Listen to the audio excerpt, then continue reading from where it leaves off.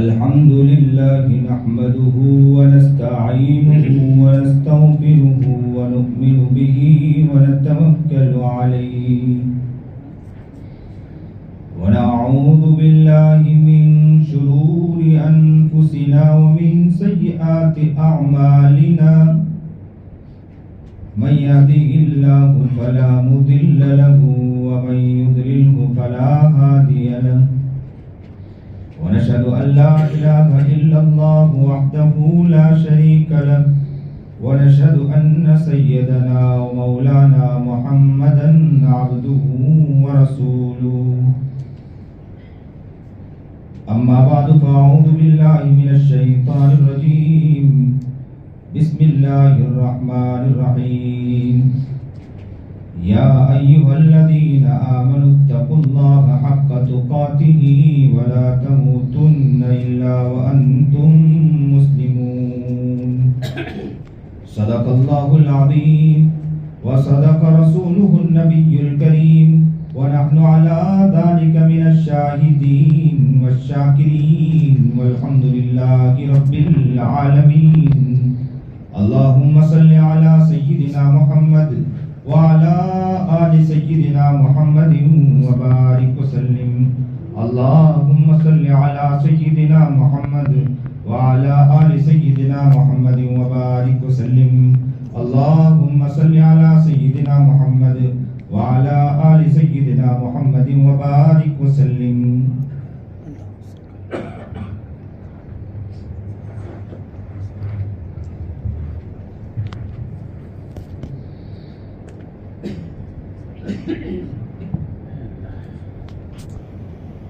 واجب الاحترام قابل عزت تکریم بزرگان محترم،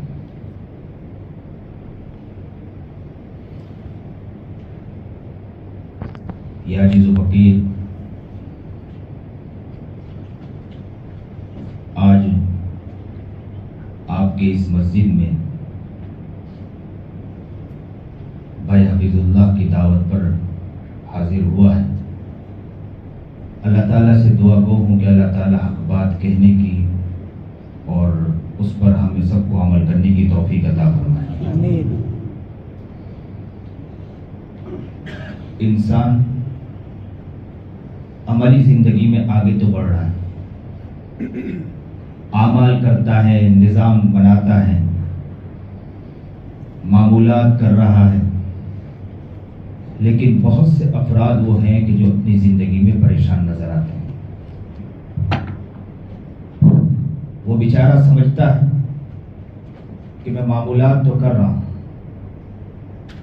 قرآن تو پڑھ رہا ہوں، تسبیح تو پڑھ رہا ہوں، لیکن ان تسبیح اور معمولات کے باوجود ہمیں جس طرح اس کا نتیجہ نظر آنا چاہیے وہ نتیجہ نظر نہیں آتا۔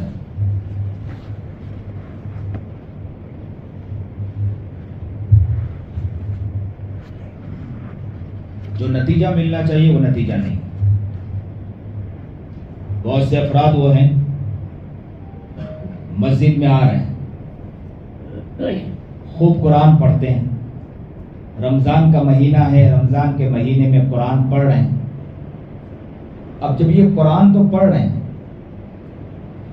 لیکن وہ یہ سمجھتے ہیں کہ قرآن پڑھنے کے بعد جو دل میں دل منور ہونا چاہیے، دل نورانی ہونا چاہیے، وہ نظر نہیں آتا ہے۔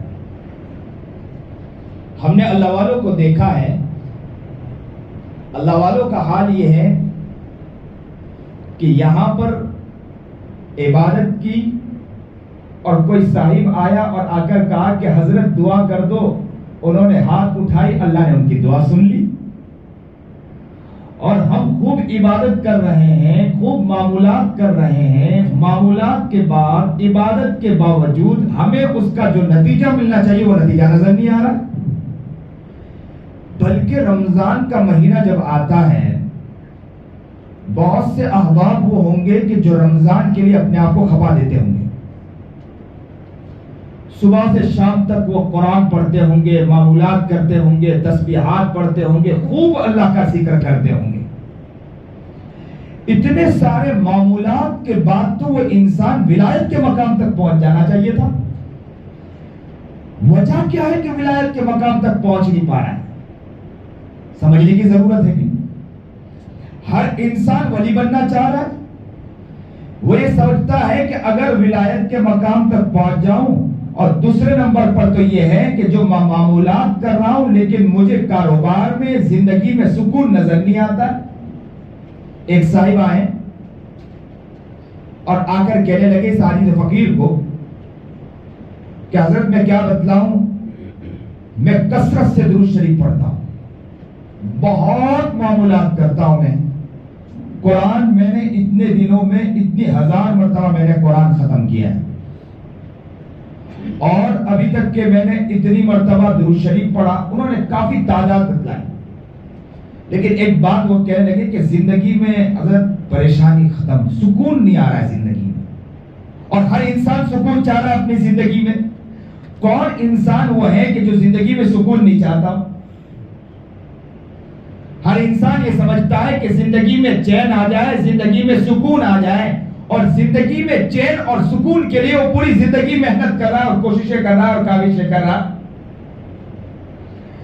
ایک صاحب مجھے ملے، اس عاجز فقیر کو کہنے لگے کہ حضرت عجیب بات ہے کہ سائیکل میں چین نہ ہو، جو ہم سائیکل چلاتے ہیں، سائیکل میں چین نہ ہو تو سائیکل چلتی نہیں ہے، زندگی میں چین نہ ہو تو زندگی چلتی نہیں ہے. زندگی میں اسی وقت مزہ آتا ہے جب زندگی میں چین ہو. اب انسان گھر میں جا رہا ہے، گھر میں سکون نہیں، فیملی کے ساتھ سکون نہیں. اکثر احباب یہ کہتے ملتے ہیں کہ حضرت دعا کر دو، گھر کے حالات بہت پریشان کن ہیں، گھر میں سکون نہیں ملتا ہے. ایک صاحب یہاں تک کہتے ملے کہ اللہ کا شکر ہے کہ زندگی میری بہت اچھی ہے، اللہ نے مجھے گھر دیا، اللہ نے مجھے مکان دیا، اللہ نے مجھے گاڑی دی، اللہ نے مجھے ساری چیز دی، مال و دولت دی، ہر چیز ہے، لیکن زندگی میں سکون نہیں ہے. یہ سکون کیسے آئے گا؟ یہ زندگی میں چین کیسے آئے گا؟ اور دوسرے نمبر پر یہ ہے کہ انسان اتنے معمولات کر رہا ہے، اتنے وظیفے کر رہا ہے، اتنا قرآن پڑھ رہا ہے، اتنے تسبیحات پڑھ رہا ہے. اس تسبیحات پڑھنے کے بعد تو انسان ولایت کے اعلیٰ مقام تک پہنچ جانا چاہیے. وہ انسان ایسے بن جانا چاہیے کہ یہاں ہاتھ اٹھایا اور یوں ہاتھ اٹھانا ہو کہ رب کی یاری، اور رب محبت سے، یار محبت سے آ کر کہتے اے بندے تیرا ہاتھ اٹھانا ہے، یہ رب خود آ چکا ہے تیری دعا کو سننے کے لیے. یہ کیفیت ہو جانی چاہیے تھی. اور ہر انسان کے دل میں سوال ہے کہ میں معمولات تو حضرت خوب کر رہا ہوں، قرآن تو خوب پڑھ رہا ہوں، اور اکثر بوڑھوں کا حال تو یہ ہے کہ جوانی میں تو بیچارے کچھ کر نہیں پاتے ہیں، بڑھاپے میں آ کر سوچتے ہیں کہ کچھ تو نہیں ہے، اب بیٹھے بیٹھے کچھ نہ کچھ تو کریں، تو وہ قرآن اور معمولات لے کر بیٹھ جاتے اور خوب کثرت سے قرآن، احادیث، یہ وہ سب کرتے ہیں. لیکن وہ بھی اس طرف توجہ میں رہتے ہیں کہ ہم اس مقام تک، جس مقام تک پہنچنا چاہیے وہ مقام تک ہم نہیں پہنچ پا رہے ہیں. اور ہم نے اللہ والوں کو دیکھا کہ اللہ والوں کا حال یہ ہے کہ مسجد میں آئے اور مسجد میں آنے کے بعد 2 رکعت سنت نماز پڑھی، نماز کے بعد 2 رکعت سنت پڑھی اور مسجد سے نکل گئے. لیکن یہ ہے کہ ان کا حال یہ ہے کہ ہاتھ اٹھائے تو رب سن لیتا ہے، اور ہمارا حال تو یہ ہے کہ نماز سنت پڑھی، فرض نماز پڑھی، نماز کے بعد پھر سنتیں، نفلیں پڑھی، چیزیں پڑھی، دعائیں کی، اتنا سارا کرنے کے بعد نکل رہے ہیں. لیکن اس کے باوجود حال یہ ہے کہ ہماری دعا جیسی سنی جانی چاہیے سنی نہیں جائے. ہر انسان کے دماغ میں یہ سوال ہے. اور ایک یہ ہے کہ ہمیں ولایت کے اعلیٰ مقام تک پہنچ جانا چاہیے اتنا سارا کرنے کے بعد، اتنا سارا کرنے کے بعد. اور کیا اللہ کے لیے مشکل ہے؟ بھائی فضل کریم رحمت اللہ علیہ ایسی شخصیت گزری ہے، ہمارے والد صاحب نے ان کی کتاب بھی لکھی، بیانات بھائی فضل کریم رحمت اللہ علیہ. ہمارے والد صاحب بڑے داعی تھے. کئی بیانات مواعظ عبیدیہ حضرت مولانا عبید اللہ بلیاوی رحمت اللہ علیہ کی والد گرامی نے شائع کیا، اس پر زبردست کام کیا حضرت والد گرامی. اللہ تعالیٰ ان کے قبر کو نور سے منور فرمائے، ان کی خدمات کو قبول فرمائے. بھائی فضل کریم رحمت اللہ علیہ ایسی جامع معنی شخصیت تھی، انہوں نے اپنے آپ کو ایسا کندن بنایا، ایسا پیارا بنایا. ایک عام انسان تھے، وہ کوئی عالم نہیں تھے، وہ عالم نہیں تھے، وہ عام انسان تھے. لیکن جب انہوں نے اپنے آپ کو بدلنا چاہا، انہوں نے اپنے آپ کو جب بدلا ہے اور انہوں نے جب کوشش کی، انہوں نے جب فکر کی، اس مقام تک وہ پہنچ چکے تھے کہ ہمارے حضرت والا حضرت مولانا خلیل الرحمن سجاد نعمانی کے ہاں ایک صاحب تھے، بڑے عالم تھے. وہ مجھے کہنے لگے کہ ایک مرتبہ ہمارے یوپی کی طرف سفر ہوا، بھائی فضل کریم رحمت اللہ علیہ کا. ان سے کہا گیا کہ حضرت آپ یقین کے اوپر بہت گفتگو کرتے ہیں، ذرا پانی پر چل کے بتلائیں تاکہ معلوم ہو کہ یقین کتنا ہے. تو کہا کہ یہ بھی رب کا غلام ہے، میں لاؤ چل کر دکھاتا ہوں. اور انہوں نے چل کے دکھا دیا.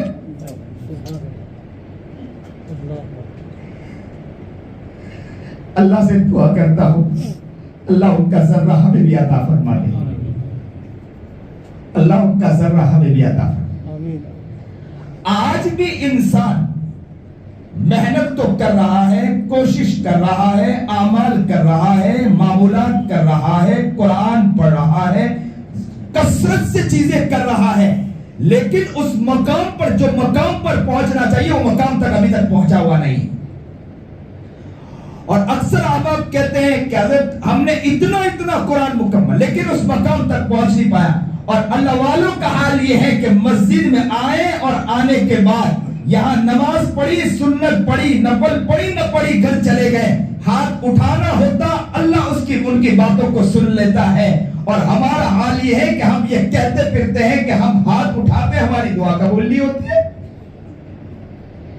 اور دوسرے نمبر پر زندگی میں جیسے سکون ملنا چاہیے، زندگی میں سکون نہیں ہے.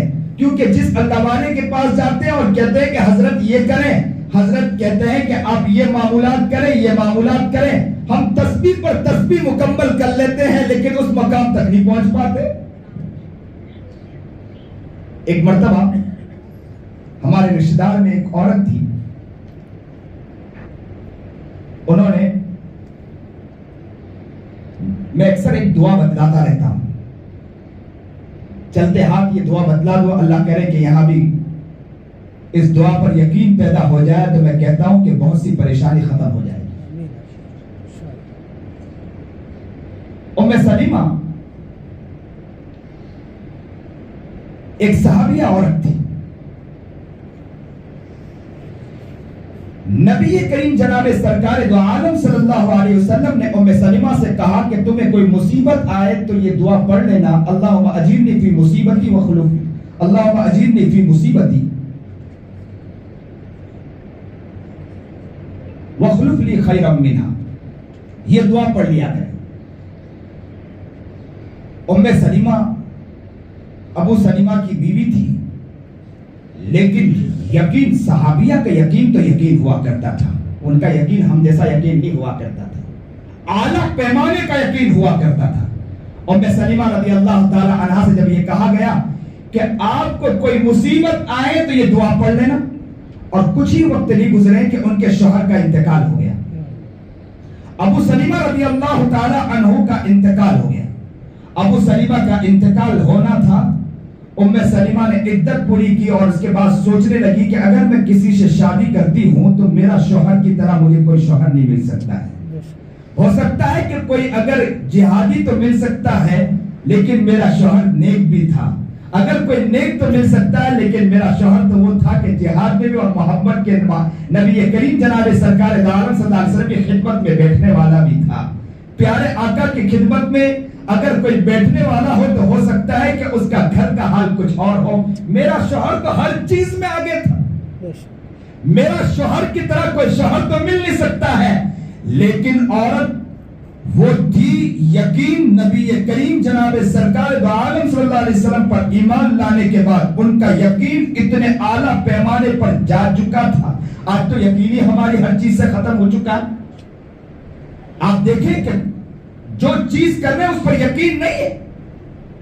انہیں یقین اعلیٰ پیمانے کا یقین تھا. اور کیسا یقین تھا؟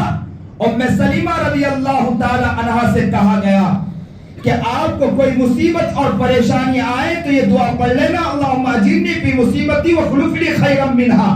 اللہ اکبر کبیرہ، شوہر کا انتقال ہوا، عدت مکمل کی، سوچنے لگی اب میں کس سے شادی کروں۔ اچانک کے دل میں خیال آیا کہ میرے محبوب نے کچھ مدت پہلے مجھے ایک دعا بتلائی تھی، کیوں نہ کہوں میں اس دعا کو پڑھ لوں، اللہ ہی مصیبت کو دور کرنے والا ہے۔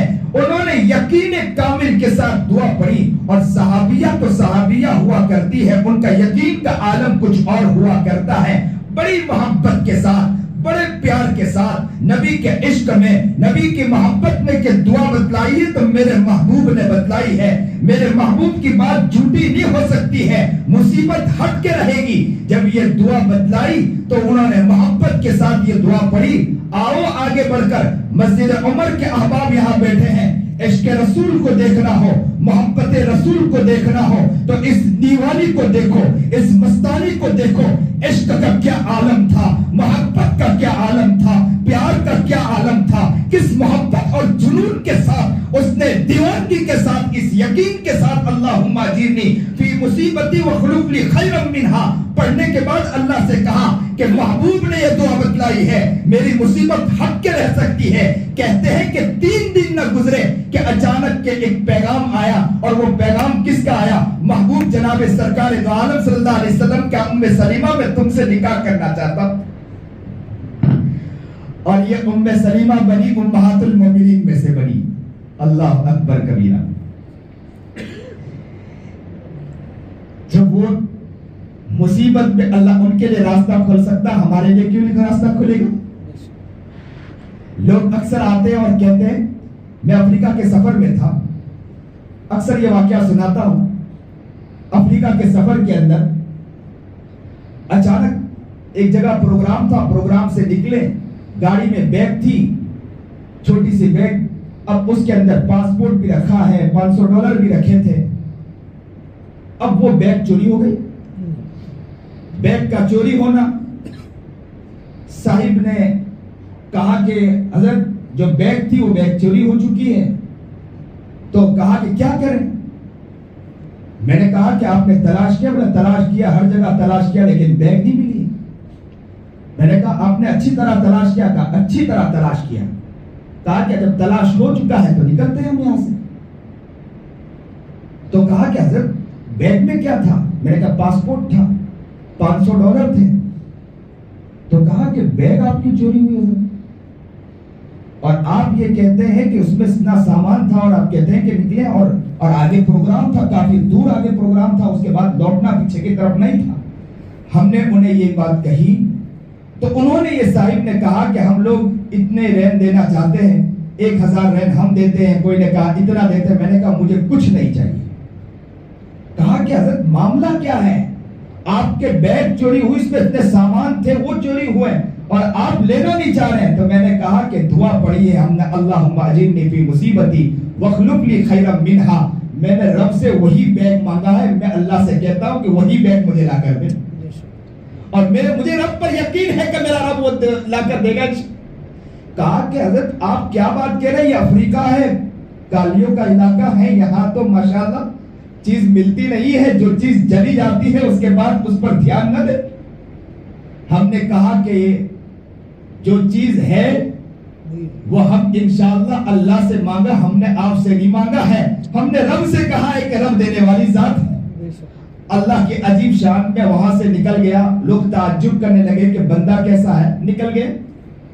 تھوڑے دور میں پہنچے کہ اچانک کے فون آیا اور کہا کہ حضرت ہم ایک جگہ جا رہے تھے، ایک مال میں داخل ہوئے کچھ سامان لینے کے لیے، ایک کالیا بیٹھا تھا شراب کے نشے میں، سامنے بیگ رکھی ہوئی تھی۔ ہم نے پوچھا کہ یہ بیگ کس کی؟ تو اس نے کہا کہ یہ بیگ تمہاری ہے؟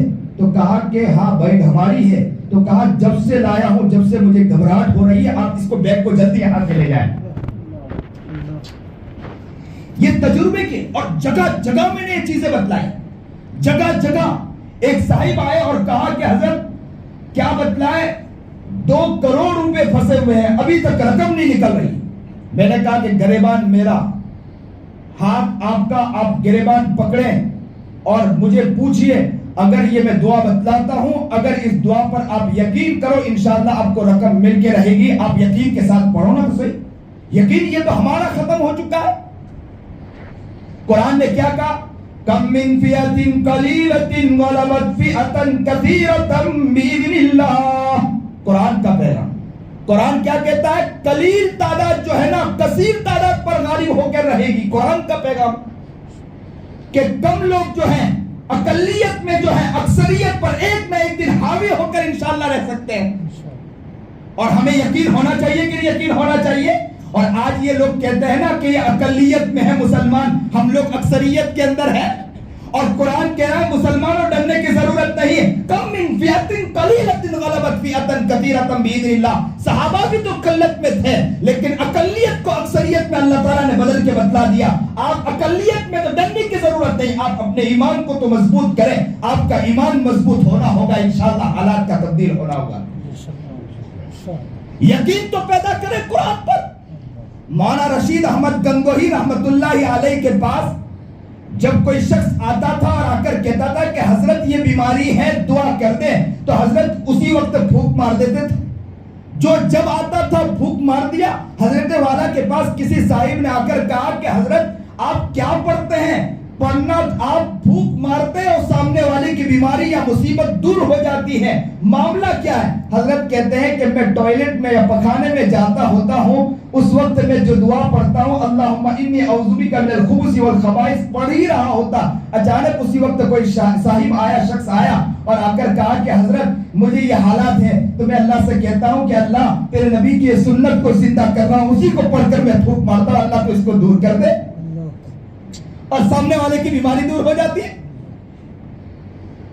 تو جب سامنے والے کی بیماری، اس یقین دیکھو مولانا رشید احمد گنگوہی رحمت اللہ علیہ کا کہتے ہیں کہ یہاں پڑھا اور پھونک مارا اور سامنے والے پر اچھا ہو گیا. اور ہم لوگ حالات میں روتے ہیں، پریشان ہوتے ہیں، چیزیں ہوتے ہیں، یقین ہماری زندگی سے ختم ہو چکا ہے. پیچھے کے احباب تھوڑے اس طرف آ جائے تاکہ دوسرے آنے والوں کو آسانی ہو.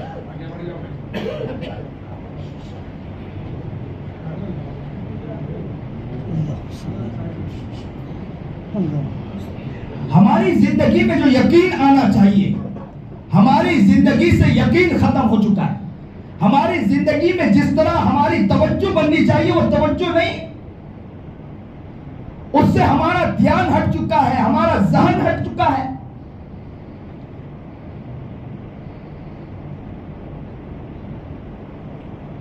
جب ان صاحب کو میں نے کہا کہ آپ کا ہاتھ میرا گریبان، آپ یہ دعا پڑھے تو صحیح، اللہ تعالیٰ کام آسان کرے گا کہتے ہیں.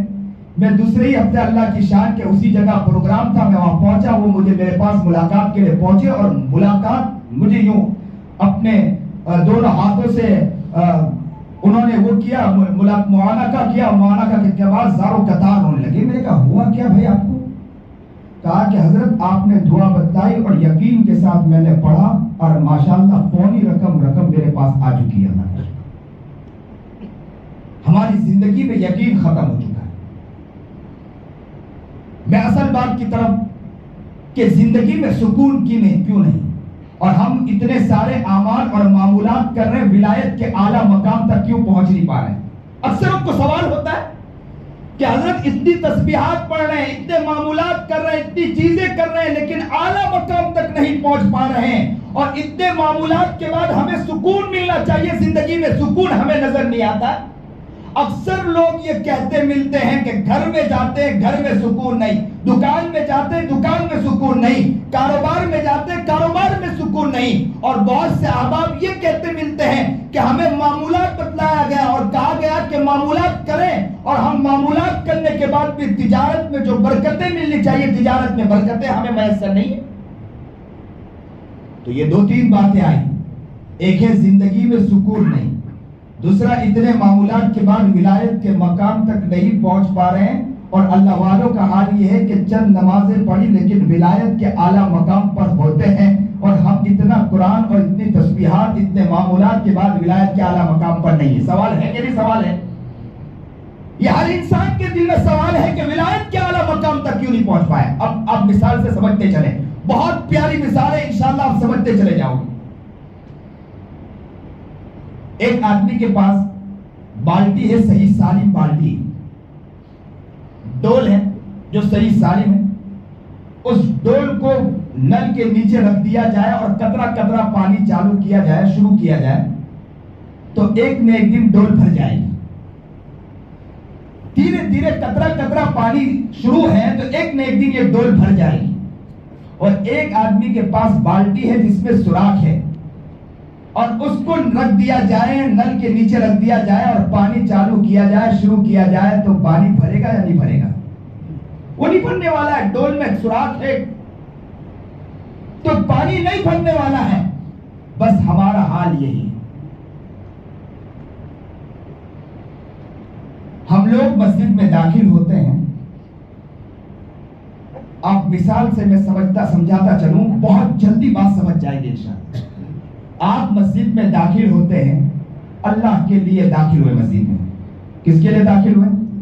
اور نماز کے لیے، نماز پڑھنے کے لیے مسجد میں داخل ہوئے۔ جتنی آپ نیت کرو گے، آپ چل کر آؤ گے، اللہ نے آپ کے دل میں ایک نور عطا کر دیا۔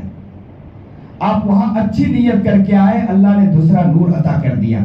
رستے چلتے ہوئے آپ نے کسی کی خدمت کی، اللہ نے چوتھا نور، تیسرا نور عطا کر دیا۔ آپ یہ نیت کی کہ نماز جا کر پڑھوں گا، اللہ نے چوتھا نور عطا کر دیا۔ مسجد میں آئے، مسجد میں وضو کیا، وضو کے ایک ایک رکن کے اوپر آپ نے سنتوں کے مطابق کیا، ہر رکن کے اوپر آپ کو نور پر نور ملتے ملتے 30-40 نور ہو گیا۔ مسجد میں داخل ہوئے، اللہ نے نور پر نور عطا کیا۔ مسجد میں داخل ہونے کے بعد اللہ نے کئی نور عطا کیے۔ میں اکثر بیشتر کہا کرتا ہوں کہ ہم مسجد میں داخل ہوتے ہیں، کم سے کم ہم لوگ، زیادہ سے زیادہ تو بہت زیادہ ہو سکتا ہے، کم سے کم ہم لوگوں نے 400 نور مسجد میں داخل ہونے کے بعد حاصل کر لیا ہوتا ہے۔ ہمارے اندر نور اللہ تعالیٰ، اور اللہ کیا انصاف ہے، اگر کوئی انسان کرتا ہے اللہ ضرور دیتا ہے، اور ایسا تو ہو نہیں سکتا ہے کہ کوئی انسان عمل کرے اور اللہ نور عطا نہ فرمائے۔ آپ مسجد میں داخل ہوئے، مسجد میں نماز پڑھی، ہر رکن کے اوپر اللہ تعالیٰ آپ کو نور عطا کر رہا ہے۔ اب آپ کیلکولیٹر لے کر بیٹھ جائیں، آپ کو اللہ نے کتنا نور عطا کیا؟ 400 نور عطا کیا۔ اور ایک عالم دین اور ایک نیک آدمی جو ولی ہے، نیک صفت انسان ہے، وہ مسجد میں داخل ہوا اور مسجد سے نکلتے نکلتے 100 نور مسجد سے لے کر گیا۔ ہم لوگ کتنا نور لے کر گئے؟ 400 نور، اور وہ کتنا نور لے کر گیا؟ 100 نور، یا تو 100 نور نہ کہیں، 150 نور وہ لے کر مسجد سے باہر گیا۔ لیکن ان کے نور میں اور ہمارے نور میں فرق ہوتا ہے۔ وہ نور 150 نور تو مسجد سے باہر لے کر گیا، اور ہم لوگ 400 نور مسجد سے باہر لے کر نکلے۔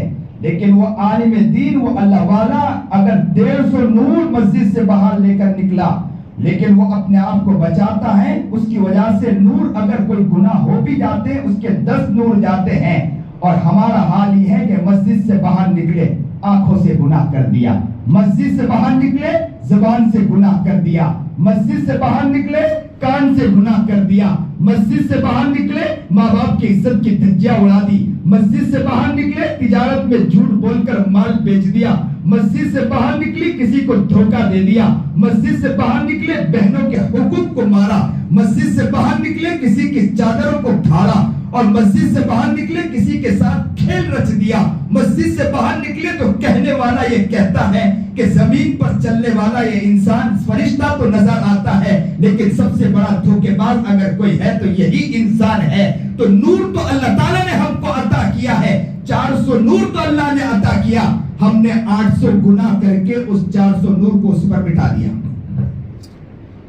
400 گناہ پر 400 نور چلے گئے ہمارے۔ 400 گناہ پر کتنے نور چلے گئے؟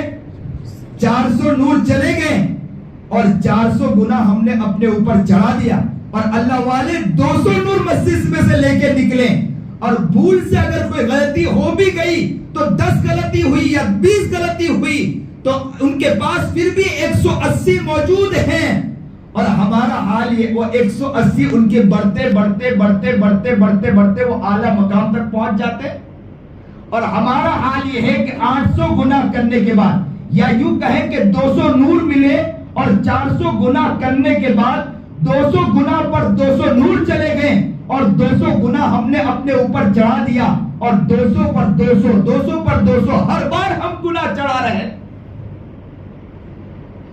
آپ کہیں گے کہ مولانا یہ نئی بات لائے کہاں سے آپ کی بات سمجھ میں نہیں آ رہی ہم کو، بات لائے کہاں سے؟ حدیث سے بتلاؤں آپ کو؟ اور یہ حدیث تو آپ کثرت سے پڑھتے ہیں، فضائل اعمال میں بھی یہ حدیث آئی ہیں، ساتھیوں کے ساتھ بیٹھتے ہیں، حدیث پڑھ کر سناتے ہیں۔ نبی کریم جناب سرکار دو عالم صلی اللہ علیہ وسلم کی حدیث ہے کہ انسان گناہ کرتا ہے، اس کے دل پر کالا نقطہ لگ جاتا ہے۔ واہ رے، یہ تو ہمیں ابھی پتا چلا کہ کالا نقطہ کیسے لگتا ہے۔ کالا نقطہ اسی وقت تو لگے گا جب دل پر نورانیت ہوگی، تبھی تو کالا نقطہ لگے گا۔ سفید دیوار سفید ہو، وائٹ ہو تو اس پر کالا نقطہ نظر آئے گا، اگر پورا ہی دیوار کالا ہو تو اس پر کالا نقطہ نظر کہاں آتا ہے؟ پتہ یہ چلا کہ انسان کے دل پر اللہ نے نور ڈالا ہے۔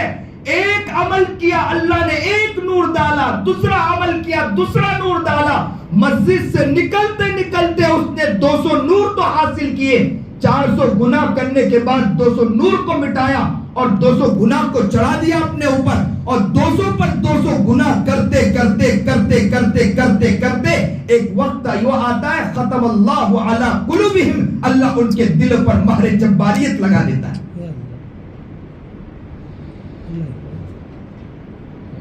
انسان یہ کہتا ہے کہ اتنے معمولات کرتا ہوں پھر اس کے بعد دل اتنا سیاہ کیسے ہوتے چلا جاتا ہے؟ آپ آسانی سے اس کو سمجھتے چلے گئے ہوں گے کہ انسان 200 نور تو حاصل کر لیتا ہے لیکن گناہ اتنے زیادہ کر لیتا ہے کہ گناہ کی وجہ سے 200 گناہ کی وجہ سے 200 نور چلے گئے، اور 200 گناہ چڑھتے رہتے ہیں، ہر بار 200 گناہ چڑھاتے رہیں تو گناہ چڑھتے چڑھتے دل سیاہ ہو جاتا ہے۔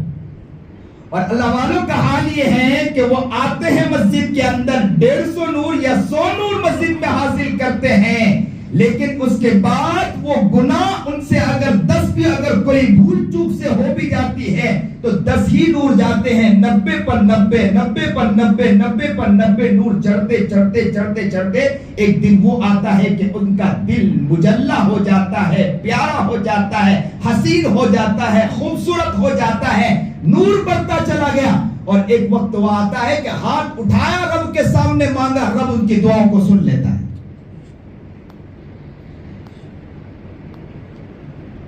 انسان کو اس بات کو سمجھنا ہے کہ ہماری زندگی کیسی زندگی ہونا چاہیے۔ ہم باہر نکلیں، جو چیز ہم کر رہے ہیں، جو معمولات ہم کر رہے ہیں، جو چیزیں ہم کر رہے ہیں، مسجد سے باہر نکلنے کے بعد اس پر ہمیں یقین ہونا چاہیے، اور انہیں ہمیں اپنے آپ کو گناہوں سے بچانا چاہیے۔ اگر ہم نے اپنے آپ کو گناہ سے نہیں بچایا، کتنے گھر کی ماں یہ کہنے پر مجبور ہو جاتی ہے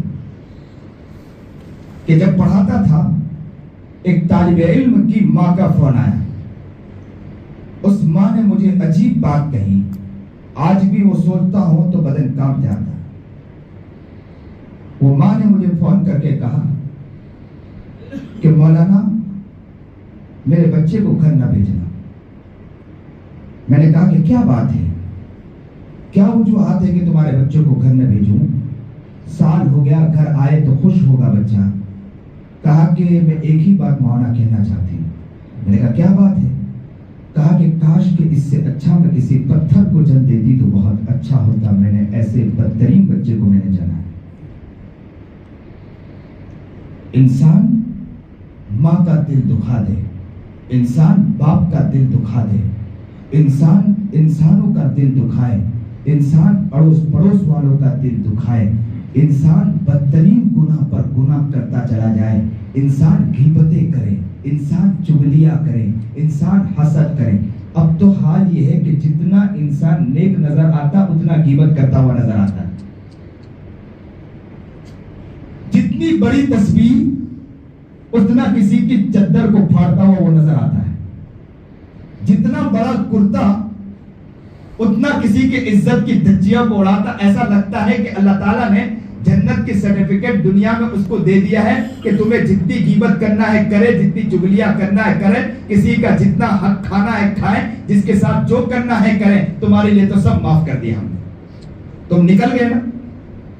آپ نے کام کیا, آپ عالم بن گئے, آپ دعوت میں نکل گئے, دعوت تبلیغ میں نکل گئے, چلہ لگا دیا آپ نے, یا مسجد میں مدرسے سے پڑھ کے نکل گئے, اب تمہارے یہ سب معاف. تم کو غیبت کرنا ہو غیبت کرو, چگلی کرنا ہو چگلی کرو, حسد کرنا حسد کرو. یہ ہمارا عام معمول بن چکا ہے. دوسروں کی بات تو بہت دور, اپنوں میں حال ہو چکا ہے. میں آج یہ گفتگو, یہ عاجز فقیر یہ گفتگو کر رہا ہے, وہ جہاں مخاطب میں اپنے آپ کو, جہاں مخاطب آپ کو کر رہا ہوں اپنے آپ کو بھی کر رہا ہوں. یہ مجمع مجھے خیال ہے کہ مرکز میں بیٹھا ہے, تو امید ہے کہ انشاءاللہ یہ مجمع وہ مجمع ہوگا جو دیندار مجمع ہوگا, وقت لگانے والا مجمع ہے. تو اس لیے میں اس طرح کی گفتگو کر رہا ہوں کہ ہمارا ہی حال یہ ہو چکا ہے, اور یہ ہمیں سمجھنے کی ضرورت ہے. ہماری زندگی کا حال کیا ہو چکا ہے, ہماری زندگی کتنی خراب ہوتی جا رہی ہے. ہم اتنے معمولات کر رہے ہیں. یہ عاجز فقیر اکثر جگہ یہ جا کر ہاتھ جوڑ کر کہتا ہے کہ آپ نے جو معمولات کیا ہے, آپ نے جو اعمال کیا ہے, آپ نے جو ذکر کیا ہے, آپ نے جو قرآن پڑھا ہے, اس کو بچا تو لو. مسجد سے باہر نکلنے کے بعد غیبت نہ کرنا, مسجد سے باہر نکلنے کے بعد چغلیاں نہ کرنا, مسجد سے باہر نکلنے کے بعد آنکھوں سے گناہ نہ کرنا. یاد رکھنا یہ تمہارا گناہ کرنا ہوگا اور دل سے وہ نورانیت چھن جانا ہوگا. دل سے وہ نورانیت آپ کی چھن دے. اللہ تعالیٰ میری بھی حفاظت فرمائے, مجھے بھی نیک اور متقی اور پرہیزگار بنائے. یہ نہ سمجھے کہ میں امامہ پہن کر بیٹھا ہوں, کرتا بہترین لگا کر بیٹھا ہوں اور میں سب سے بڑا نیک ہوں. کون مقبول ہے کون مردود ہے, بے خبر کیا خبر تجھ کو کیا کون ہے. جب تلیں گے عمل سب کے میزان پر تب کھلے گا کہ کھوٹا کھڑا کون. حقیقت تو وہاں کھل جائے گی کھوٹا کھڑا کون ہے. میں اپنے آپ کو یوں کہہ دوں کہ بہت اچھا ہوں, میری ماں یہ سمجھ لے کہ بہت نیک ہے. ماں بیچاری اکثر یہ کہتے کہتے دنیا سے چلی گئی کہ میرا بچہ تو نیک بن گیا, متقی بن گیا. مجھے تو بہت خوشی ہے کہ میرے بچے کو اللہ نے نیک بنایا. تو میں اکثر ڈرتا رہتا تھا, روتا رہتا تھا کہ کل قیامت کے دن ایسا نہ ہو کہ اللہ یہ کہہ دے خذوہ فغلوہ ثم الجحیم صلوہ ثم فی سلسلۃ ذرعها 70 ذراعا فاسلکوہ. اسی عیسیٰ کو پکڑو, اٹھا کے جہنم میں پھینک دو. وہاں ماں تڑپتی رہ جائے گی اور ترستی رہ جائے گی اور کہے گی اس بچے کو میں نیک سمجھتی تھی, اس بچے کو متقی سمجھتی تھی, میں سمجھتی تھی کہ اس کی وجہ سے میں جنت میں جاؤں گی, اور یہ ایسا نکلا کہ اس کی وجہ سے میں ہی جہنم میں جا رہی ہوں. اللہ کہے گا اسے پکڑو, اسے زنجیروں میں جکڑو, اٹھا کر جہنم میں پھینک دو. تو یہ نہیں کہہ سکتا ہوں کہ میری زندگی بہت پیاری زندگی ہے, لیکن آج بیٹھے ہر انسان اپنے گریبان میں جھانک کر دیکھنا ہے ہمیں کیا کرنا ہے اور اپنے آپ کو کیسے بنانا. ہم جو معمولات کر رہے ہیں, ہم جو عبادتیں کر رہے ہیں, ہم جو ذکر کر رہے ہیں, ہم جو قرآن پڑھ رہے ہیں, اس کو بچانے کی کوشش کرو. جو نورانیت ہمیں مل رہی اس نورانیت کو بچانے کی کوشش کرو. اور وہ نورانیت اگر ختم ہو گئی, وہ نورانیت اگر چلی گئی, تو یاد رکھنا ایک نہ ایک دن دل سیاہ ہو جائے گا. جب دل سیاہ ہو جائے گا تو زندگی میں سکون انسان کو میسر نہیں ہوتا ہے. انسان سکون کے اعتبار سے پریشان ہوتا ہے. وہ انسان پھر کہتے ملتا ہے کہ حضرت دعا کر دو. دعا تو اگر اللہ ہی نے سکون چھین لیا تو سکون کوئی دینے والا. وَمَنْ أَعْرَضَ عَنْ ذِكْرِي فَإِنَّ لَهُ مَعِيشَةً ضَنْكًا وَنَحْشُرُهُ يَوْمَ الْقِيَامَةِ أَعْمَىٰ. قرآن کو دیکھیں, قرآن رب کا کلام, پیارا کلام, محبوب کا کلام, بہت اچھا کلام. کلام تو کلام ہے, کلام کا کیا کہنا. انسان بات کرتا ہے تو اس کو انسان کا کلام کہتے ہیں. کوئی انسان بیان کرتا ہے, اس کے بیان میں مٹھاس ہو تو آپ کیا کہتے ہیں, کیا زبان ہے اس کی. اس کی زبان سے جو بات نکلتی ہے نا, دل کو اثر کر جاتی ہے. کہتے ہیں کہ بہت سے علماء کے بارے میں, بہت سے عالم کے بارے میں, یا بہت سے لوگ ایسے ہیں کہ جو عالم بھی نہیں لیکن ان کی زبان میں اتنی مٹھاس ہوتی ہے کہ وہ جب گفتگو کرتے ہیں تو سامنے والا اس کو دل دے بیٹھتا. تو کس کا کلام ہے, وہ اس انسان کا کلام ہے. تو جو اس کلام کے بنانے والا جو رب ہے, اس کے کلام کا حال کیا ہوگا. کہہ دو اللہ اکبر کبیرہ. کیا کمال ہوگا اس رب کے کلام کا. لیکن ہمیں اس کلام پر, قرآن تو کھلا ہے, قرآن پڑھتے ہیں, لیکن ہمیں یہ نہیں پتا کہ رب کا کلام ہے، رب ہم سے کلام اور گفتگو کر رہا ہے، رب ہم سے بات کر رہا ہے۔ اسی لیے قرآن کریم کا جو بچہ حافظ ہوتا ہے اور حافظ ہونے کے بعد جب اس کا انتقال ہوتا ہے تو اکثر بشر یا عاجز فقیر کہتا ہے کہ اللہ کو موت نہیں ہے۔ اللہ ابتدا سے بھی اور انتہا سے بھی پاک ہے۔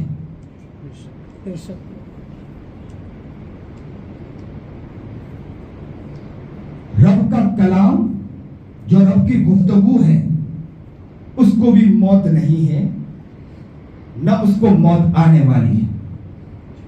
جب اس کو موت نہیں آنے والی ہے تو جس کے سینے میں ہے وہ جسم کے اعتبار سے مردہ نظر آتا ہے لیکن روحانیت کے اعتبار سے وہ زندہ ہے۔ وہ قبر میں تو اس کو اتار دیا گیا، جسم کے اعتبار سے تو اسے کہیں کہ مردہ ہے لیکن اس کو کہتے روحانی اعتبار سے کہ زندہ ہیں۔ آگے بڑھ کر میں حفظ کر پڑھنے والوں کی بات تو دور، میں ان سے بھی کہتا ہوں کہ جو روزانہ قرآن کریم پڑھتے ہیں آپ دل ہی دل میں اللہ سے یہ کہتے چلیں کہ اللہ تیرا کلام ہے جو میں اتار رہا ہوں، پڑھ رہا ہوں، تیرا کلام اس زبان پر جاری ہوا ہے۔ اللہ اللہ جب میں قبر میں اتروں تو مردہ تو لوگ کہیں لیکن کلام پاک کے اعتبار سے انشاءاللہ میں وہاں بھی زندہ ہوں گا انشاءاللہ۔ اور میں ایک بات اور آگے بڑھ کر کہوں، آپ لوگوں کو امیدیں جاگ جائے گی کہ مجھے امید ہے کہ اگر اس زبان پر رب کا کلام جاری ہوا ہو تو انشاءاللہ اللہ ہمیں جہنم بھی مل ڈالے گا انشاءاللہ۔ کیوں رب جہنم پہ ڈالے گا؟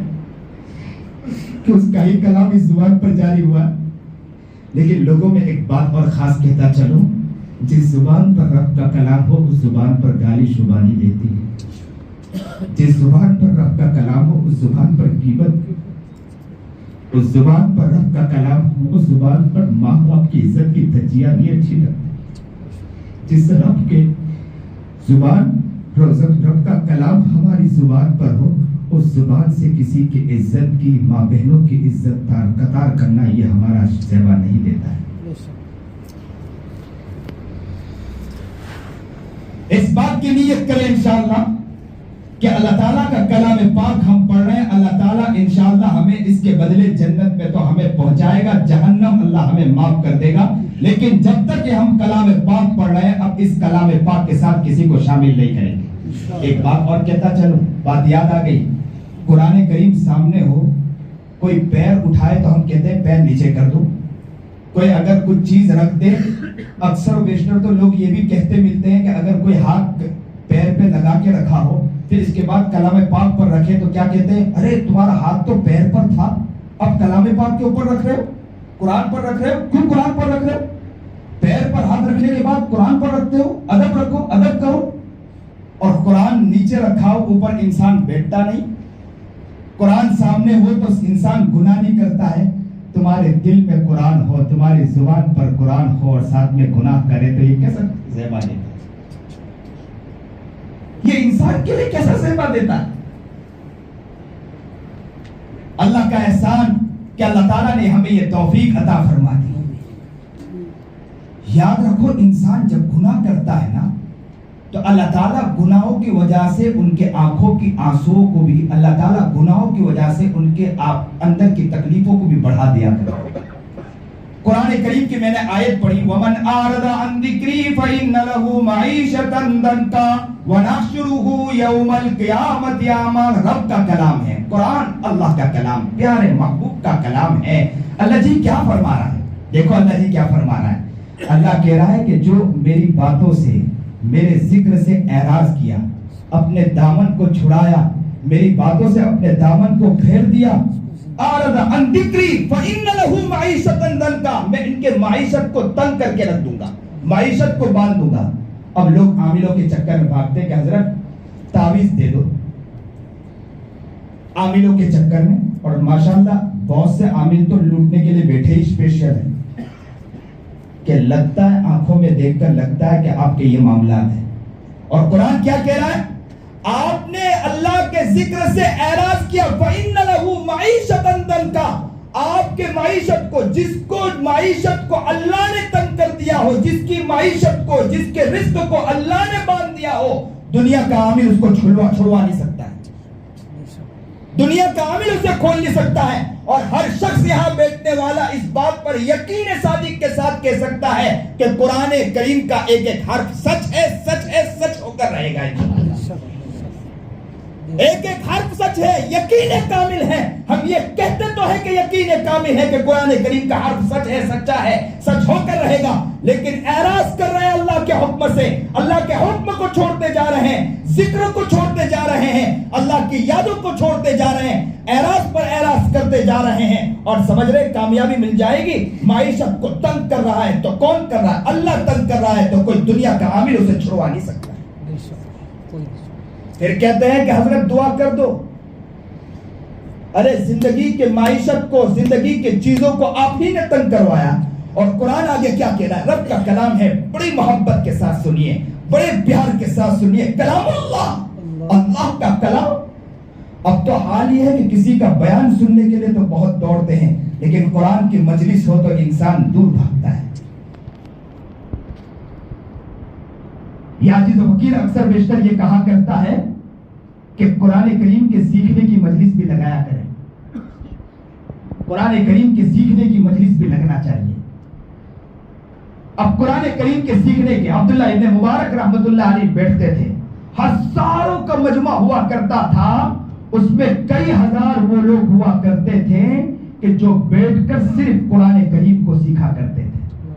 اب تو قرآن کریم سیکھنے کے لیے کس کا نام لے لیا گیا معلوم؟ کہ قرآن کریم صرف بچوں کو سیکھنا ہے، مکتب میں بچوں کو بھیجو، ہم بڑوں کو قرآن نہیں سیکھنا ہے۔ اور قرآن کا حال یہ ہے کہ قرآن کا لفظ صحیح نہیں۔ ایک انسان بٹن چالو کرنے کے لیے کہہ رہا ہے کہ سوئچ چالو کرو، اور بٹن چالو کرنے کے لیے لفظ بولتا ہے کہ ڈپن چالو کرو، تو سامنے والا ہنس دیتا ہے کہ لفظ بولتے نہیں آتا اسے۔ اور قرآن میں کہہ رہا ہے قل هو اللہ احد، بڑے قوف کے ساتھ ہے قل هو اللہ احد، اور پڑھ رہا ہے قل هو اللہ احد۔ ترجمہ ہو جائے گا، قل هو اللہ احد کا ترجمہ ہے کہ کہہ دیجئے اللہ ایک ہے، اور چھوٹے کاف کے ساتھ پڑھا قل هو اللہ احد، ترجمہ ہوگا کھا لیجئے اللہ ایک ہے۔ ترجمہ بدل گیا۔ قلب، بڑے کاف کے ساتھ جو قلب بولا جاتا ہے اس کا ترجمہ ہوتا ہے کہ دل، اور چھوٹے کاف کے ساتھ قلب بولو، ترجمہ ہوگا کتا۔ پورا معنی بدل گیا۔ حضرت والا حضرت مولانا ابوالعلا ہردوئی رحمت اللہ علیہ بمبئی کے اندر تشریف لائے، اچانک کے اوپر کی طرف جانا تھا، مکان کی طرف، بلڈنگ کے اندر جانا تھا کہ ایک شخص کو حضرت نے کہا کہ لیفٹ نیچے اتاریں۔ انہوں نے کہا حضرت اس کو لیفٹ نہیں کہتے، لفٹ کہتے ہیں۔ کہا کہ میں وہی تو کہہ رہا ہوں کہ لیفٹ نیچے لائیں، تو کہا کہ حضرت اسے لیفٹ نہیں کہتے، لفٹ کہتے ہیں۔ حضرت نے کہا بابا میں وہی تو کہہ رہا ہوں کہ لیفٹ نیچے اتاریں۔ کہا کہ حضرت اس کو لیفٹ نہیں کہتے، لفٹ کہتے ہیں۔ کہا کہ تمہاری انگریزی میں غلطی کرتا ہوں تو آپ کو غصہ آتا ہے، قرآن میں غلطی کرتے ہو تو رب کو غصہ نہیں آئے گا؟ اللہ اس قرآن کو ہماری زندگی میں اتارنے کی توفیق عطا۔ تمہاری انگریزی میں غلطی کرتا ہوں تو تمہیں غصہ آتا ہے، رب کے کلام کو بگاڑ کر پڑھتے ہو تو رب کو غصہ نہیں آتا۔ اور کلام کس کا ہے؟ اللہ کا کلام ہے، اور اللہ کے کلام کو بگاڑ کر پڑھو، اللہ کو غصہ نہیں۔ ہمارے حضرت والا تو کہا کرتے ہیں کہ قرآن کو سمجھ کر پڑھنا واجب ہے۔ مولانا سجاد نعمانی یہ اکثر کہتے ہیں کہ قرآن کو سمجھ کر پڑھنا واجب ہے، لیکن حال یہ ہے کہ ہمیں قرآن ہی پڑھتے نہیں آتا، اور قرآن بھی پڑھنا نہیں، ہم قرآن کھول کے پڑھتے نہیں، اور قرآن کو صحیح معنی میں جس طرح پڑھنا چاہیے وہ قرآن بھی صحیح معنی میں نہیں پڑھتے، قرآن کے لفظ بھی غلط پڑھتے ہم لوگ۔ صحابہ کرام رضوان اللہ تعالیٰ علیہ اجمعین قرآن کس طرح پڑھا کرتے تھے، ذرا آئیے محبت کے ساتھ سنیے، پیار کے ساتھ سنیے۔ آج یہ باتیں اللہ کہہ رہا ہوں، میں تجھ سے ہی دعا کرتا ہوں، مجھے یقین ہے کامل ہے کہ میری ماں میری بات سن لیتی ہے، مجھے یقین ہے کہ تو بھی میری بات سنے گا۔ جتنے احباب جس محبت کے ساتھ سن رہے ہیں، اللہ ان کے دل کو تر و تازہ کر دے، زندگی کو تبدیل کر دے، قرآن کا عاشق و دیوانہ مستانہ بنا دے. اللہ تجھ سے میں یہی امید کر کے بیٹھا.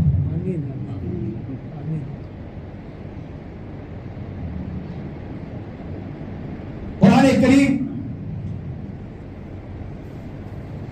کے بارے میں حضرت والا جہاں یہ فرماتے ہیں وہاں پر ہمیں یہ سمجھنا چاہیے کہ قرآن کریم کی مجلس کو ہم اپنے علاقے میں لانے کی کوشش کریں. ایسا ماحول بنائیں. ابھی جیسا پتہ چلا کہ حضرت کا بیان ہے یا مولانا کا بیان ہے, ماشاءاللہ ایک مجمع کثیر تعداد میں آ جاتا ہے جو یہاں آ کر بیٹھا ہے. ایک ماحول وہ بھی آپ بنائیے کہ مجلس صرف لگے, کس چیز کی مجلس لگے؟ قرآن کریم کے سیکھنے کی مجلس لگے. انشاءاللہ لگاؤ گے؟ انشاءاللہ صرف قرآن کریم کے سیکھنے کی, کہ انشاءاللہ کس کے کلام کو سیکھ رہے ہیں؟ اللہ کے کلام کو سیکھیں گے. انگریزی سیکھنے کے لیے اپنی زندگی کو کھپا دیتے ہیں, قرآن کے سیکھنے کے لیے کہ انسان اپنے آپ کو کھپاتا نہیں. اور قرآن کریم کا حال یہ ہونا چاہیے, قرآن کریم سے ایسی عشق و محبت ہونا چاہیے کہ اکثر یہ عاجز کہتا ہے کہ ایک صاحب اسلام قبول کیا, اسلام قبول کرنے کے بعد اس نے دل ہی دل میں سوچا کہ اب تک تو میں شرک میں مبتلا تھا, اب تک تو میں نے اللہ کی نافرمانی میں مبتلا تھا, اب تک تو میرا حال یہ تھا کہ میں بتوں کی پوجا کیا کرتا تھا, اب میں نے اسلام قبول کیا. ایک کونے میں بیٹھا اور ایک کونے میں بیٹھ کر اللہ سے کہنے لگا, قرآن کو ہاتھ پہ لے کر کہنے لگا کہ اللہ اب تک تو آپ کی نافرمانی کرتا رہا, اللہ اب تک تو آپ کے خلاف کام کرتا رہا, آج آپ نے توفیق دی, اسلام دیا, ایمان دیا, تو نے مجھے وہ توفیق عطا فرمائی ہے. اللہ میں تجھ سے دعا کرتا ہوں کہ اس قرآن کریم کو میری زندگی میں اتار دے, مجھے یاد کروا دے. اب میں اپنی زندگی کو کلام پاک کے لیے اپنی زندگی کو کھپانا چاہتا ہوں. اسلام قبول کیا, قرآن کو یاد کرنا شروع کیا. کہتے ہیں کہ چند ہی دن نہیں گزرے اور وہ قرآن کریم کا حافظ کلام ہو چکا, قرآن کریم کا حافظ ہو چکا. اور ہمارا حال یہ ہے کہ ماں کے گود سے ایمان ملا ہے, ہمارا حال یہ ہے کہ ماں کے گود سے اسلام ملا ہے, ہمارا حال یہ ہے کہ کلمہ لا الہ الا اللہ ماں کے گود سے ملا ہے. وہ ماں ملی کہ جس کے گود میں ہم پیدا ہوئے, وہ گود وہ تھی کہ کلمہ لا الہ الا اللہ پڑھتی تھی, وہ گود وہ تھی کہ جو پیاری گود تھی. اس کے باوجود حال کیا ہے ہمارا؟ حال یہ ہے کہ ہمیں کلمہ لا الہ الا اللہ تو سب چیز مل چکا ہے, لیکن قرآن سے اب بھی ہم ناآشنا ہیں. ایک شخص اسلام قبول کیا, والد گرامی کے پاس موجود تھے, بیٹھے ہوئے تھے. میں اچانک پہنچ گیا, میں نے کہا کہ ابا جی, تو انہوں نے فوراً کہا کہ یہ کون؟ میں نے حضرت والد صاحب سے کہا کہ ابا جی یہ کون ہے؟ تو انہوں نے کہا یہ میرے ابا ہے. تو میں تعجب کرنے لگا کہ بیٹا میں ہوں, اور یہ کہنے لگا کہ میرے ابا. تو ابا نے کہا کہ آپ انہی سے پوچھیں, قصہ پورا سنیں. انہوں نے قصہ سنانا شروع کیا. سنیے, دل کے کانوں سنیے. یہ لوگ اسلام قبول کرنے کے بعد کہاں سے کہاں پہنچ جاتے ہیں اور ہمارا حال کیا ہے. انہوں نے کہا کہ میں نے اسلام قبول کیا, میں کاٹھیا واڑ کا رہنے والا ہوں, میرے ماں باپ اتنے سخت مجھے بہت میرے اوپر ظلم کیا, انہوں نے اتنا ظلم کیا. مجھے ٹریکٹر سے گھسیٹتے تھے. انہوں نے اپنی پنڈلیاں کھولی, مجھے بتلایا کہ دیکھو یہ کیسے میری پنڈلیوں کا حال کیا ہے, اور مجھے پیٹ بتلانے لگے کہ گھسیٹتے تھے تو میرا حال بدن کا حال ایسے خراش تھے, اور اتنے بڑے بڑے زخم تھے. دیکھ کر مجھے تعجب ہونے لگا, کہنے لگا میں کیا بتلاؤں کہ مجھ پر بہت ظلم ہوا. نام والد صاحب نے ان کا عبداللہ رکھا تھا, تو عبداللہ صاحب کہنے لگے کہ مجھ پر بہت ظلم ہوا, مجھ پر بہت تکلیفیں دی گئی, یہاں تک کہ ماں باپ نے کہا کہ اگر تو نہیں چھوڑے گا تو تیری زبان کو بھی ہم کاٹیں گے. تو بولے کہ ایک بلیڈ لایا گیا, اس بلیڈ کے ذریعے میری زبان کو کاٹا گیا. زبان کھول کے بتلایا کہ دیکھو اس پر نشانات ہیں, 2-3 نشان مارے گئے. وہ ایک کہتا جا رہا تھا, اس کے آنکھوں میں آنسو تھے. وہ پھر کہنے لگا کہ مولانا میں کیا بتاؤں. اس کے بعد ان لوگوں کو سمجھ میں نہیں آیا، مجھے کمرے میں بند کر دیا اور کہا کہ نہ کھانا دیں گے نہ پانی دیں گے، جب تک تو اسلام نہیں چھوڑے گا تجھے اسی کمرے میں بند رہنا ہے، اب کمرے سے تجھے باہر نکلنا نہیں ہے۔ کمرے میں بند کر دیا، میں اس کمرے میں بند تھا۔ ایک دن تو میں برداشت کر گیا، 2 دن برداشت کر گیا، تیسرے دن مجھے بھوک کی شدت، پیاس کی شدت برداشت نہیں کر پایا۔ ماں باپ سے میں نے آواز لگائی، کہا کہ اسلام چھوڑے گا کھانا دیں گے، اسلام نہیں چھوڑے گا ایک دانہ بھی نہیں دیں گے، پانی بھی نہیں دیں گے۔ کہتے ہیں کہ میں برداشت نہیں کر پایا، میں نے رب کے سامنے ہاتھ اٹھا لیا اور ہاتھ اٹھا کر میں نے اللہ سے یہ کہہ دیا، اللہ تو سچا ہے، تیرا نبی سچا ہے، تو مجھے یہاں سے باہر نکال۔ بولے وہ ایسی آہ تھی میرے دل سے کہ میں نے یہ کہہ دیا کہ اللہ تو سچا ہے، تیرا نبی سچا ہے، مجھے یہاں سے نکالے۔ اچانک دیوار گرتی اور میں باہر نکل آتا ہوں۔ وہ اپنا واقعہ سنا رہا، خود عبداللہ مجھے سنا رہا، کہنے لگا کہ مولانا میں کیا بتلا، وہاں سے نکلا اور میں چوراہے پر آیا، بس کھڑی تھی، بس میں بیٹھا، اچانک ٹکٹ والا آیا اور کہا کہ ٹکٹ لے۔ میرے پاس روپیے نہیں تھے، میرے دل میں خیال آیا میں اسے کہوں گا کہ یہ معاملہ ہے تو یہ آدمی کچھ اور نہ کرے، تو دل ہی دل میں پھر اللہ سے کہا کہ تو نے وہاں مجھے باہر نکالا، اگر تو سچا ہے، تیرا نبی سچا ہے تو مجھے کچھ نہ کچھ آسانیاں پیدا کر دے۔ یہ کہہ کر میں نے جیب میں ہاتھ ڈالا تو ہاتھ میں 500 روپے آ چکے۔ ایک ایمان لانے والا ایمان لانے کے بعد صحابہ والا انداز بتلا رہا ہے، اور ہم ایمان میں ہے، ذرا غور کریں اس جگہ پر اللہ کے ہاں وہ بھی کھڑا ہوگا، اللہ کے ہاں بھی کھڑا ہوگا۔ پھر وہ مجھے کیا کہہ رہا تھا، مولانا میں وہاں سے سفر کر کے آ رہا تھا، رستے میں مسلمانوں کو دیکھا، ان کی شادیاں ہو رہی، کیا ان کو جیب پر یقین ہے؟ اور مجھے تو غیب پر یقین ہے۔ ان کو جیب پر یقین ہے، مجھے غیب پر یقین ہے۔ ان کو تو گھر بیٹھے ایمان ملا، اس لیے ایسا کر رہے ہیں مولانا، ان کو گھر بیٹھے ملا۔ وہ مجھے بار بار والد صاحب کی طرف مخاطب ہو گیا، ابا وہ اس لیے ایسا کر رہے ہیں کہ ان کو گھر بیٹھے ایمان ملا اور مجھے گھر بیٹھے ایمان نہیں ملا، میں اس لیے قربانی دے رہا۔ اللہ اکبر کبیرہ، کتنے لوگ اسلام قبول کر رہے ہیں آج نہیں۔ میں آپ کو بڑی امیدوں کی بات کر رہا ہوں، آپ یہ نہ سمجھے کہ ہندوستان میں جہاں پر ہم رہ رہے ہیں وہ ہماری بچیوں کو، ہمیں فکر تو بہت کرنی ہے، ہماری بچیاں گھیروں کے ہاتھ جا رہے ہیں، فکر بہت کرنی ہے۔ وہاں ساتھ ساتھ آپ کو تعجب کے اس بات بتلاؤں کہ عنقریب رپورٹ آیا، اس میں یہ بات آئی کہ کئی ہزار لوگ اسلام میں داخل ہو رہے ہیں، اسلام میں داخل ہو رہے ہیں، اور کل قیامت کے دن یہی لوگ اللہ کے پاس جا کر کہیں گے تو ہمارے پاس وہ حقیقی معنی میں مسلمان نظر آئیں گے، ہم حقیقی معنی میں مسلمان نظر نہیں آئیں گے۔ اسی لیے ابھی ایک مسجد میں عصر بعد میں بیٹھا تھا، میں نے وہاں یہی کہا کہ اپنے سر کو جھکا لے، روزانہ رات کو ایک بات سوچا کرے کہ اللہ بس تو میرے قریب کھڑا ہے، اور اللہ کیا یہ گناہ، کیا مجھے اس سے تو معاف کر دے گا، کیا یہ ہے، کیا تو مجھے چھوڑ دے گا مجھے، اس پر غور و فکر کر۔ اگر انسان سوچے گا تو اس کو اپنی حقیقت نظر آ جائے گی۔ امام غزالی رحمۃ اللہ علیہ نے ایک بہت پتے کی بات لکھی ہے، سنیے، دل کے کانوں سنیے۔ کوئی انسان ولی کامل بننا چاہتا ہے تو بہت پتے کی بات بتلا رہا ہوں کہ انسان کے گناہ بہت کم ہوتے ہیں، بہت سارے گناہ نہیں ہوتے۔ کوئی انسان آنکھوں کے گناہ میں مبتلا ہے، کوئی انسان غیبت اور چغلی میں مبتلا ہوگا، کوئی چھوٹے گناہ میں، کوئی نہ کوئی ایک گناہ میں یا 2 گناہ میں یا 4 گناہ میں یا 5 گناہ میں مبتلا ہوگا، ہر گناہ میں مبتلا نہیں ہوگا۔ تو انہوں نے بڑی عجیب بات لکھی ہے کہ اگر کوئی انسان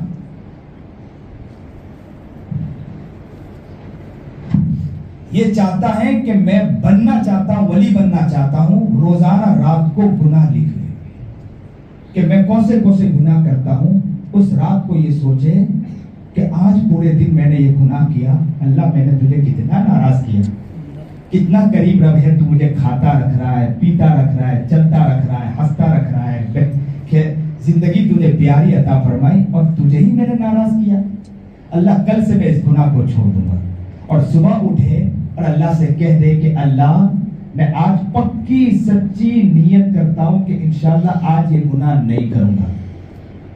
कोशिश करें उस गुनाह से बचने की, न बच पाए तो डरने की जरूरत नहीं। फिर रात को वो डायरी खोले और सोचे कि मुझसे दोबारा गुनाह हो गया, और फिर कहे अल्लाह से कि अल्लाह मैं कैसा इंसान हूं कि मैं आपसे बोलने के बाद, वादा करने के बाद फिर गुनाह कर बैठा। फिर दूसरे दिन सुबह में फिर कहे कि अल्लाह आज पक्का सच्चा नियत करता हूं, अब गुनाह नहीं करूंगा इंशाअल्लाह। फिर दूसरे दिन गुनाह हो जाए तो डरने की जरूरत नहीं। रोजाना ऐसा करता रहे, 1 महीना या 2 महीना नहीं गुजरेगा, किताबों में लिखा है कि इंशाअल्लाह वलियों की फहरिस्त में शामिल हो जाएगा। क्योंकि अल्लाह भी तो देख रहा है ना, मेरा बंदा नियत कर रहा है, मेहनत तो कर रहा है, कोशिश कर रहा है, क्यों ना उसको विलायत के मकाम तक पहुंचाना।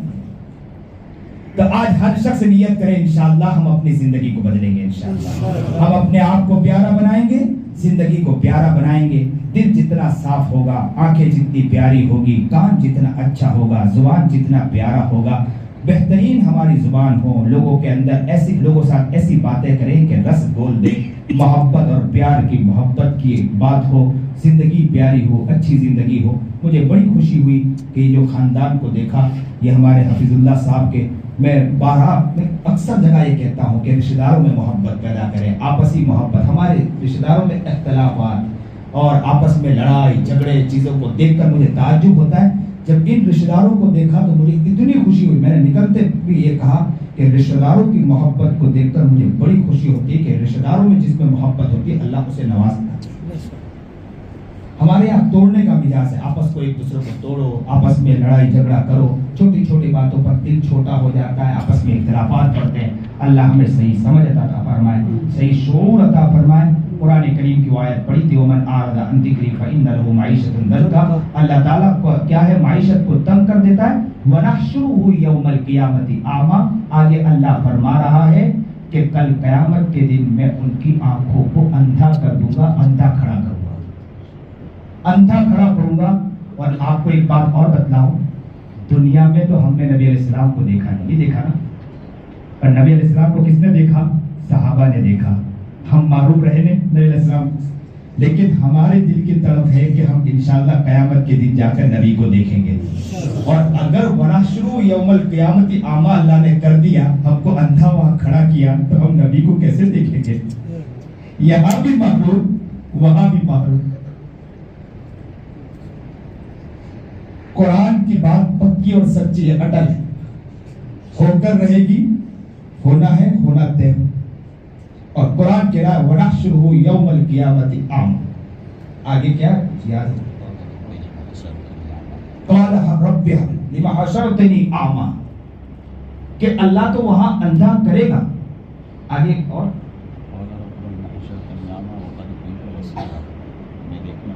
और आगे क़ाल कज़ालिका अततका आयातुना फनसीतहा। अल्लाह फरमाएगा, इसी तरह वो इंसान कहेगा अल्लाह तू मुझे अंधा खड़ा किया, मैं तो आंखों से दुनिया में देखता था, उसके बावजूद तूने मुझे अंधा खड़ा किया। तो अल्लाह क़यामत के दिन कहेगा क़ाल कज़ालिका अततका आयातुना फनसीतहा, इसी तरह तुमने जिस तरह दुनिया में मुझे भुलाया, आज मैं तुम्हें भी भुला देता हूँ। अततका आयातुना फनसीतहा, तुमने मुझे दुनिया में भुलाया ना, अल्लाह तो हमें कल क़यामत के दिन न भूल जाना। दुनिया में तो हम आपको भूल कर चले, आप वहां हमें भूल जाए। क़ाल कज़ालिका अततका आयातुना फनसीतहा, जिस तरह तुम दुनिया में मुझे भूल कर चल रहे थे, आज मैं क़यामत के दिन मैं तुम्हें भूल जा रहा हूँ। अल्लाह हमारी हिफाजत फरमाए, अल्लाह हमें नेक बनाए, मुत्तकी और परहेजगार बनाए, सुन्नत शरीयत पर चलने की तौफीक अता फरमाए। मेरे आने को यहाँ अल्लाह कामयाब करे। अल्लाह से मैं दुआ करके जा रहा हूँ कि अल्लाह ताला यहाँ बैठने को, मेरे यहाँ इतनी सारी गुफ्तगू को अल्लाह कबूल फरमाए और एक एक शख्स को वली कामिल के फहरिस्त में शामिल फरमा दे, जिंदगी को प्यारी बना दे, इनके औरतों को भी कबूल फरमा ले, राबिया बसरिया बना दे। हम सबको अल्लाह के लिए क्या मुश्किल है, अल्लाह चाहे तो दुनिया की कोई ताकत अल्लाह को रोक नहीं सकती है। इंशाअल्लाह हमें पूरा यकीन है कि हम अगर यकीन के साथ आगे बढ़ने की नियत करेंगे, इंशाअल्लाह अल्लाह हमारी ज़िंदगी को तब्दील करेगा इंशाअल्लाह। और हमें पूरा यकीन है, हम मेहनत करेंगे, कोशिश करेंगे, अल्लाह हमारी ज़िंदगी तब्दील फरमाए और हमें कबूल व मंजूर फरमाए। वाक़ई الحمدللہ